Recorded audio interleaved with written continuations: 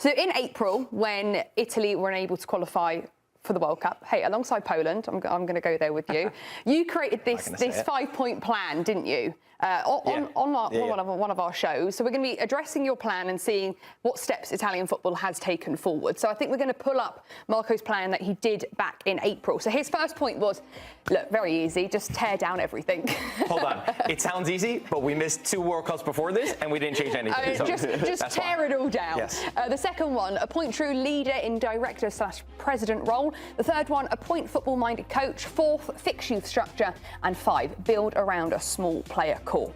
So I think we're going to be grading how it's all gone so far with these 5 points, Marco. The first one, tear down everything. And there were some changes in the Italian Federation since the elimination in April. So, Gattuso steps down as national team head coach. Gianluigi Buffon resigned from delegation chief position. Giovanni Malago became the president, replacing Gabriele Gravina, and then Paolo Maldini was named technical director just about 10 days ago now. So how would you grade everything that's been torn down? So far, we've done better than I expected. I will say that because, again, jokes aside, they did miss 3 World Cups, and the previous 2, they didn't make any of these drastic changes. It was sort of Band-Aids on solutions instead of completely rethinking what we needed to do. So when Grella, Bonetti, and I did this segment, this is what we came up with. The biggest point, Giovanni Malago, he was in charge of the Olympic Committee for Italians, for Italian sport, and you look at what Italy was able to do in other sports. They were able to dominate. They were able to do so well. Even in the Winter Olympics, only Norway had more medals than Italy, so they brought in somebody that's accomplished. Gravina continued his job when he didn't allow Italy to qualify, and then getting Paolo Maldini is probably the best name that they could have possibly gotten. We didn't think he would be the one to do it because, very frankly, in Italy, there's a lot of corruption, and in Italy, they don't want to bring in guys who actually want to make a change, and Paolo Maldini is not one of those guys that's going to put his face on a project unless he can make real change. He's not one of those where you say, all right, Paolo Maldini's here, let's make the fans happy.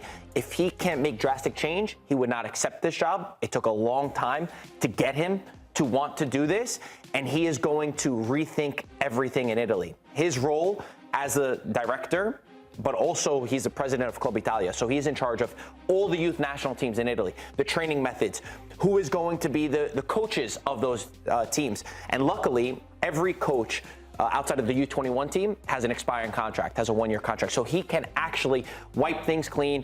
If he doesn't like the way that things are going, he will be able to have that impact. But his first job now is to choose a coach. So far, I will say, since April, they've done a good job. They didn't just do the bare minimum. They've gone above and beyond, but you need to allow Paolo Maldini to do his job. Mm-hmm. Can I ask a basic question? What does tear it down mean to you? Tear it down means to rethink our training methods, rethink the way that we teach these kids. I've personally spoken to coaches of the youth national teams, Italian national teams, and they say that from a youth level, the coaching is focused on the coach getting a better job. It's on results first and not development of players. So we're not putting the development of the player as the reason why this coach gets his next job. He wants to win immediately, so win at all costs so that he can move up his career. So I think for me, that's what it would mean. It's how do we actually develop players? What kind of players are we developing? Are we giving a chance to the young players? Like Spain, the U8s, the U12s, the U15s, the U18s, they all know how they want to play from a youth level. Yeah. So we don't have that identity. We don't know how we want to play, and then that would help the transition to the first team. Mm-hmm. Tom, what do you make of everything Italy have done since April in terms of tearing it all down? To Marco's point, and it might sound simplistic, I am also pleasantly surprised how much change. There should be more if we're just talking about this in a vacuum, but I didn't trust that there would be. To your point, this is the 3rd cycle that they've missed the World Cup, and you didn't know exactly how far they were going to go. Paolo Maldini, I think, is a fantastic hire. I think he shouldn't have been pushed out at AC Milan, and I think he is the most crucial person in this rebuild, and if you're putting your chips behind somebody, not a bad guy to do so. So he has to, the head coach decision will be extraordinarily important, of course, but also the training methods in the youth national teams and rethinking how you want to play, how you want everything to look, how you want the players to get opportunities. One thing that I think a lot of countries can learn from Spain is you're not going to recreate Spain insofar as you're going to play tiki-taka 4-3-3. Nobody's going to be better than Spain. But they have an identity.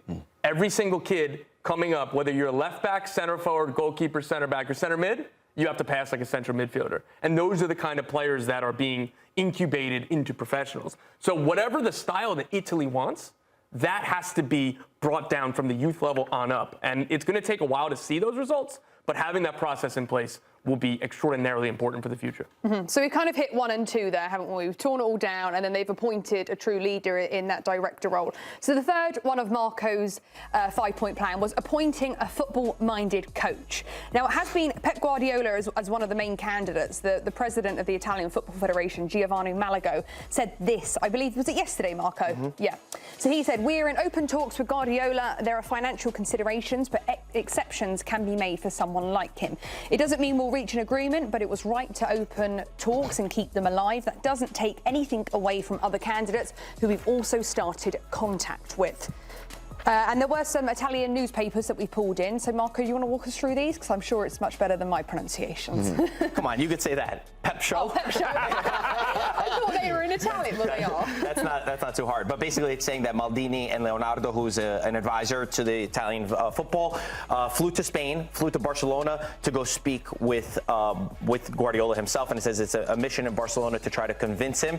And then this one, In ginocchio da Pep, which is Aaron's favorite headline, which is basically like, we're begging for Pep. We're begging for anything at this point. You guys made me appeal to him yesterday, if you remember. Yes, Jimmy had some choice words for that. But it's because of what Pep Guardiola can do for Italian football. And this is a very divisive thing. I know right here, sitting on this desk, it seems obvious to get Pep Guardiola. And I think if you speak to the average Italian, we will all say that we would love Pep Guardiola. But it's actually divisive. I listen to Italian radio. There's a lot that say, we should never have a non-Italian coach. You should never have a foreign coach. We should not try to be Spain. We shouldn't do this. So it is divisive if you should get Guardiola or not. But to me, we've tried this for so long. Our methods are clearly outdated. Why not bring in somebody with a different idea? It doesn't mean that you're going to replicate Spain, but he could at least try to build a system from the youth level to how we train kids, similar to what Fabregas is trying to do at Como. It's rethink the process of how you are adapting to football in 2026. Marco, really quickly, is there any worry about how publicly these negotiations are, particularly with the president commenting on it on the record as the way he did, as like we just want to show everybody that we tried? That's a fair point, but I actually thought the opposite. For me, this never happens. I can't believe that Malago yesterday came out saying so openly. One of the things was the salary. They said, oh, you're not going to be able to afford the salary. He just said that they'd be able to find it. The fact that Pep Guardiola hasn't said no yet, I think, is also a good thing. It shows that, he's considering saying it. There's a chance. He's openly said he wants to return to Italy. He's openly said in 2009 when he won the Champions League, he credited Maldini. He dedicated to Maldini and to Italian football. They have a fantastic relationship. So if there was ever a moment to believe, yes, it seems crazy. Yes, it seems extraordinary. If there was a moment to believe, it would be now. Aaron, like Marco said, why wouldn't Italian football want Pep? But why would Pep want Italian football? For Pep, it's a chance to write his name underneath one of the greatest footballing nations of all time, where they're in the darkest period they've ever had, to say, I am the one that rebuilt this football nation. Pep Guardiola is responsible for an incredible style of play for Barcelona, Manchester City. We've seen what he's able to bring on the club side, but if he's able to do this for a national team, it would vault him to an area where there are very, very few humans who have ever breathed that air. It would probably make him the best manager of all time, like undisputedly. If Pep Guardiola was able to bring Italy back to being Italy, it would be one of the greatest stories in football. He would be the hero to a nation. He would be the hero to a generation. So it's the chance for him to kind of etch himself in history to be immortal. It's a massive task. It's a massive challenge. But I also think Pep Guardiola loves massive challenges. He wants to be able to say, this entire generation of Italian footballers came from me. So, and he's cocky like that. He wants to be able to put his name on that. So I think that's the draw for him. Well, everyone, we are live on YouTube today, so everyone can comment down below. We will be getting to some of the comments in the show. We've had one here. Oh, no, it just went. But we'll read this one. I'll read this one. Foreign coaches are taboo in Italy. They hate Fabregas for his success. Like you mentioned, Marco. 100% correct. Yeah. Fabregas was criticized all year long. I remember there's a prominent Italian journalist who laughed at Fabregas and said, oh, okay, you talk about your passes and your possession. Guess what? You're not going to play in Champions League football. And then Fabregas proved them wrong. Fabregas said when he got promoted from Serie B to Serie A, he sat down with Fabio Capello. Capello's a legend. He goes, everything that you did in Serie B was amazing. You were attacking. You're in Serie A now. You can't do this anymore. And Fabregas said that was the moment that I knew I had to continue doing it. Como made Champions League after being in Serie A just for 2 years, so it proved that he was actually correct, even though he got so much hate. And the comment before that you were alluding to, Eric, said, oh, Italian football has always been defensive. My friend, we conceded 4 goals to Israel. What defending? We had Gattuso. What defending are we talking about? No, but I'm serious. I get it. I love how you remembered his name. No, I remember it because, okay, yes, I agree, but we haven't done that. Yeah. We're in no man's land. We're not defensive team anymore. We lost 7-1, 7-2 to Norway on aggregate. We conceded 3 goals, 3-0 at the San Siro. We actually could not play another game at the San Siro. You know that's true? They didn't play the playoff matches at San Siro because Norway beat Italy so bad. And Gattuso said it would be too hard on the players to play at San Siro again. So we're not a defensive team. We can't be. We've tried that. So also, by the way, you could defend in other ways, right? You could defend by pressing. I think we need to be open. We need to be more open-minded. We need to try to progress. And just because you get Guardiola's Barcelona look different than the Bayern, than the Manchester City, it doesn't mean that he would try to replicate this in Italy, but it's just find advancements, be open to new ideas, similar to what Fabregas did in Serie A. So for me, the model is there. Marco, really quickly, why could this potentially not go through or not work out with Pep going? Because he wants time off. I think that's the big thing, right? He wants a year off. But my argument would be the Italian national team job, the national team job in general, is not day-to-day. He can have more off time. And for me, I just wanted to build the blueprint. I want him to look at the youth level and say, hey, we're doing X, Y, and Z wrong. We need to create more technical players. Again, to go back to Fabregas, because he comes back to the same school, they criticized Fabregas for having no Italian players in Como last year. And he goes, the talent pool in Italy is not that large. What do we need to do? We need to go to the 13, 14, 15, 16-year-old Italians, teach them our ways, and then when they get to 18, 19, 20 years old, then they could play that football. So the argument against it is that he wants time off.